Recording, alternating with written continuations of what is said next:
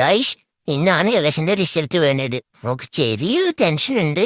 എന്നാലും നമ്മൾ തന്നെ ജയിക്കത്തുള്ളായിരിക്കും. ഏ നമ്മൾ ജയിച്ചു ഗൈസ്. നമുക്ക് സന്തോഷം കൊണ്ട് കണ്ണ് നെഞ്ഞു പോയി.